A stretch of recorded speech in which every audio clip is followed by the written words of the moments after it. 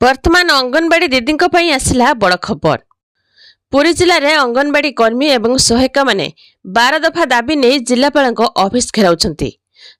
दाबीगुड़िक मध्य श्रमिक विरोधी केन्द्र सरकार 4टी श्रम कोड को बातिल करने, अंगनवाड़ी कर्मी एवं सहायिका मानकु मासिक सर्वनिम्न 26,000 टंका भत्ता प्रदान करने, अवसरकालीन सहायता तुरंत प्रदान करने, स्वास्थ्य संबंधित बैठक पर भत्ता प्रदान करने एवं कर्मी उपरे कार्यानुष्ठान बातिल करने आदि अंतर्भुक्त रही।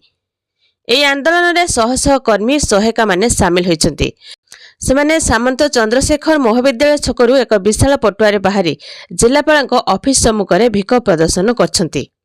निखिल ओडिशा अंगनवाड़ी कर्मी संघर कर्मी मानकु भत्ता वृद्धि एवं अन्यान्य दाबी पूरण पई सेमाने दिल्ली रे भिकअप करने को निष्पत्ति नहीं, जो राज्य 1,000 अधिक कर्मी एवं सहायिका जोगदेवे। अंगनवाड़ी कर्मी माने आईसीडीएस अधीन रे अनेक काम करुवा बेले स्वतंत्र मान्यता न मिले काम बंद करने को चेतावनी देछन्ति। अंगनवाड़ी कर्मी मानकर संपर्कित विभिन्न समस्या को नहीं होइथिबा आंदोलन रे देवगढ़ जिले में अंगनवाड़ी सुपरभाइजर बदली दाबी रे कर्मी माने धारणा देछन्ति, जहा फल रे प्रशासन पक्षरु आगामी 5 दिन मध्य पदक्षेप नेबाकू प्रतिश्रुति मिलुछि। आ सेपटे बहु प्रतीक्षा पर राज्यर 913टी अंगनवाड़ी केन्द्र को निजर गृह मिली। आस बुलीजा अंगनवाड़ी अभियान में 2,69,000 अधिक जनसाधारण सामिल होई एई अभियान को एक जन आंदोलन में परिणत करछन्ति।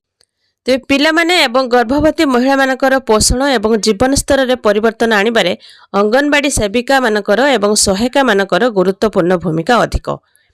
तांकर एई गुरुत्वपूर्ण भूमिका को सम्मान जणाई सेमानकर दरमा वृद्धि कराजिबो, जहाँकि बहुत जल्दी अंगनवाड़ी कर्मी एवं सहायिका मानकर दरमा वृद्धि हेबो। तो यह थिला अंगनवाड़ी कर्मी एवं सहायिका मानक पई गोटे छोट इनफॉरमेशन। बस वीडियो को लाइक करंतु, चैनल सहित जोड़ी रहबा पई चैनल को सब्सक्राइब करी साइड रे आस्थवा बेल आइकन क्लिक करी ऑल सिलेक्ट करनियंतु।